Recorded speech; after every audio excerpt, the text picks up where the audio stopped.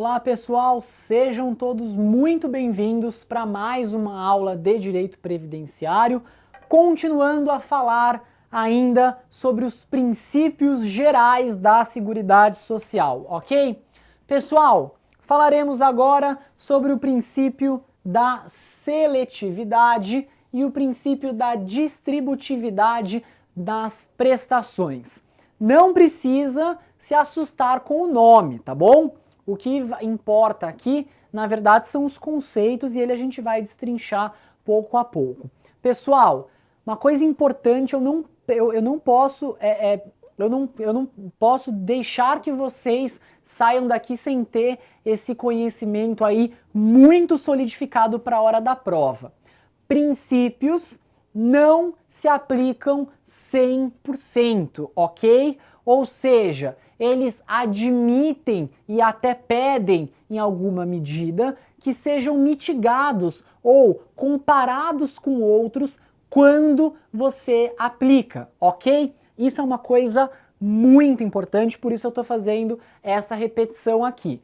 Todo princípio admite exceção. Pensa, direito à liberdade, mas você pode ser preso. Direito à vida, mas tem hipóteses em que a legislação autoriza o aborto, por exemplo, rompendo essa expectativa de vida. Quando, por exemplo, a mulher ela sofreu uma violência sexual, a legislação autoriza até determinado momento. Então, todas essas questões, elas admitem alguma mitigação. Tinha um último bom exemplo, que também aí para fixar essa ideia geral de princípio ajuda bastante, que é, por exemplo, o princípio da saúde.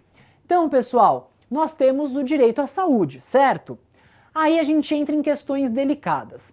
Direito à saúde, por um lado, ele fala assim, olha, o Estado tem que dar saúde, garantir a saúde para todas as pessoas. Então, pela via reversa, se você tem um problema de saúde, eu poderia, né? Então, falar, ó, eu tenho um problema de saúde, então eu posso ir lá bater na porta do Estado e falar, olá, tudo bem, eu preciso de uma ajuda aqui, tô com um probleminha de saúde.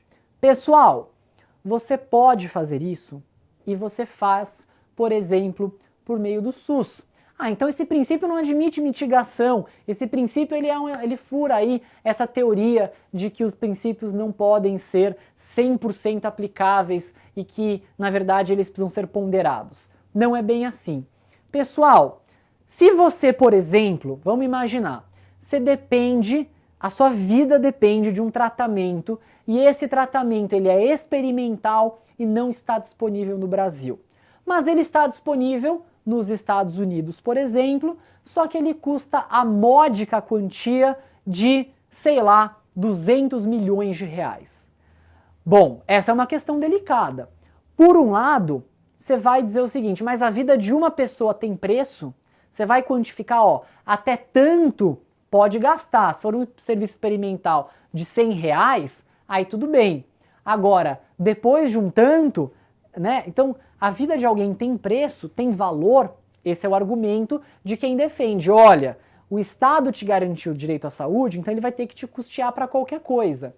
E aí as pessoas vão ao judiciário e pedem esses tratamentos. Só que quem pondera do lado contrário fala o seguinte, olha, tudo bem, o Estado falou aí que a saúde está garantida. Eu entendi que nesse caso concreto, para aquela pessoa ficar viva, portanto, ó, direito à vida e garantir também uma vida saudável, direito à saúde, para que aconteça essa proteção efetiva no caso concreto, eu preciso garantir esse tratamento. Só que, então eu entendo isso, só que o orçamento da saúde, ele é finito. Se eu tirar 200 milhões de reais que estão alocados para a saúde para um indivíduo, vários outros milhares, talvez milhões de outras pessoas estarão descobertas. Por quê? Porque não tem dinheiro, o dinheiro é finito. Então vejam, esse é um exemplo bom para a gente ponderar isso, que até na saúde, que é uma coisa que a gente podia entender como infinito, ilimitado, em algumas situações, às vezes você tem que chegar à conclusão de que não há nada que tem que ser feito. Por quê? Porque não dá para pagar 200 milhões, 1 bilhão para uma pessoa. Agora, a posição do judiciário tem sido mas mais concessiva, tá? Mais permissiva. Falando o seguinte, olha, desculpa, isso é direito à vida, é uma coisa essencial, vai ter que custear. É evidente que eu exagerei aí no exemplo, nos valores, o judiciário concede coisas, valores que na verdade são, no caso individual, menores, mas que na somatória do bolo fica bem relevante, tá? Então, pessoal, esse é o ponto mais importante. Vamos falar então da seletividade? Seletividade, pessoal, quer dizer o quê? Somente quem realmente precisa é quem deve receber alguma assistência da Seguridade. Então, vejam que esse princípio já, em algum grau, ele contradiz o princípio da universalidade e na cobertura do atendimento. Porque ele fala o seguinte, olha, por um lado, tem que ser universal. Só que aqui eu estou dizendo o seguinte, só que pelo outro, você só tem que destinar recursos e priorizar recursos para quem de fato precisa disso. Então, o sistema, ele pode criar distinções, sim. Por exemplo, é que isso não aconteceu ainda na situação prática, mas eu vislumbro como algo juridicamente possível. Por esse princípio, então a gente falou o seguinte, olha, nós temos ali a universalidade, ok? E nós temos que na saúde basta o quê? Ser brasileiro, independentemente da sua condição social, para que você tenha um atendimento. Vamos imaginar que o Brasil viva um momento mais caótico, vamos imaginar, do que normalmente.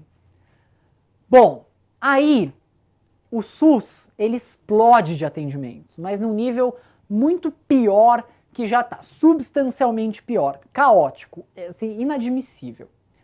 Aí, pessoal, o que vai acontecer?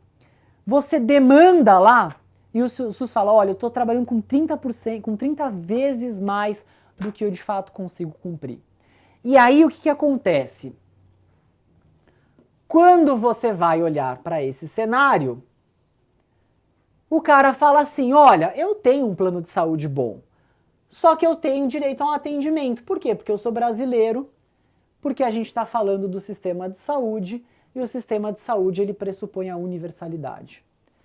Veja, seria errado, é discutível com certeza, mas será que não faria sentido você diminuir a possibilidade do atendimento para aqueles que têm plano de saúde, podem ter outras fontes que não o SUS, numa situação de emergência?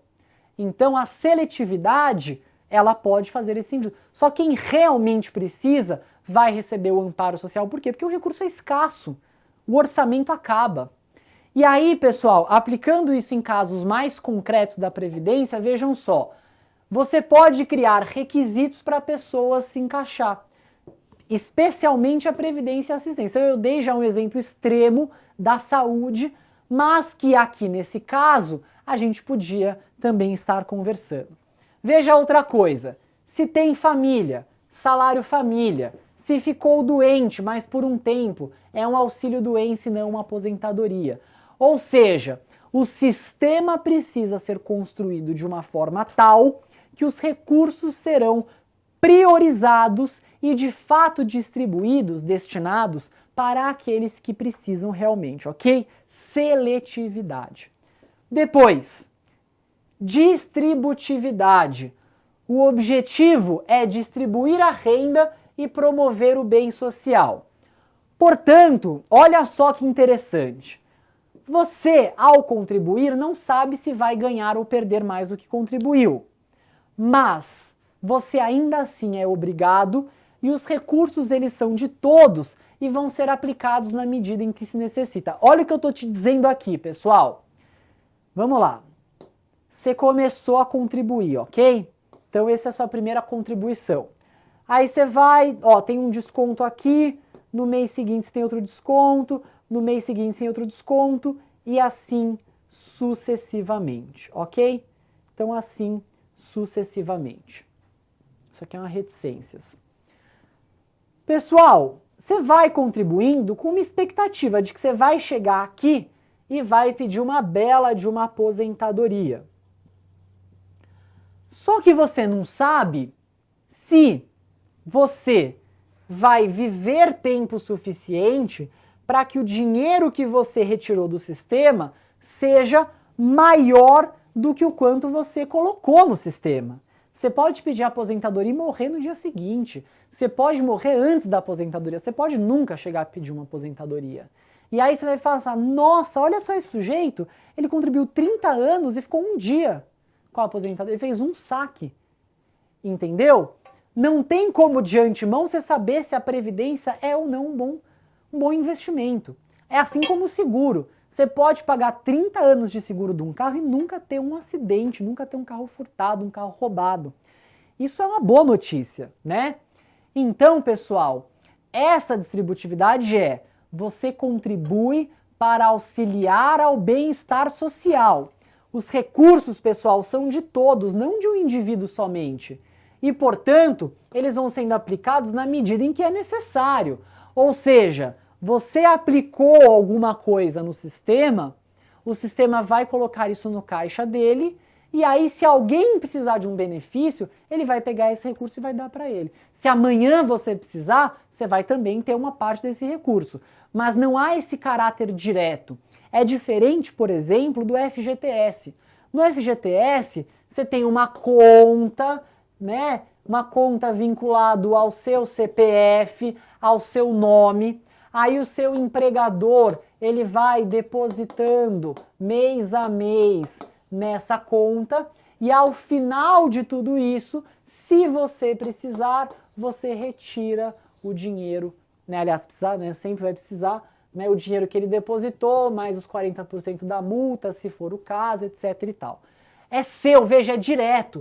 O cara deposita para sua conta e é você que vai retirar isso, ok?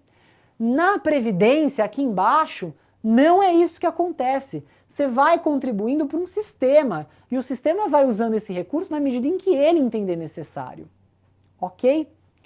Bom, para finalizar a aula, princípio da irredutibilidade do valor dos benefícios.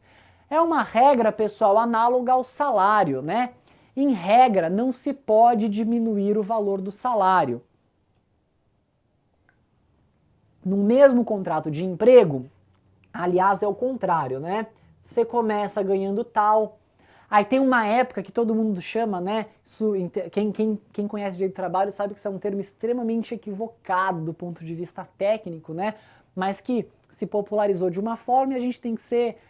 eu sou de uma visão ampliativa em relação à língua e a termos técnicos, né? Eu acho que muitos termos técnicos, tipo a linguagem médica, né? Segrega, né? Você vai no médico, o cara te fala, olha, você tem um...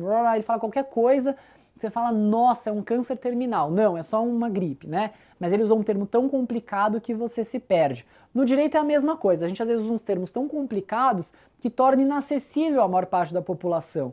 E isso é contra os próprios objetivos do direito, porque quanto mais acessível, quanto mais as pessoas conhecerem os seus direitos, melhor seremos enquanto sociedade.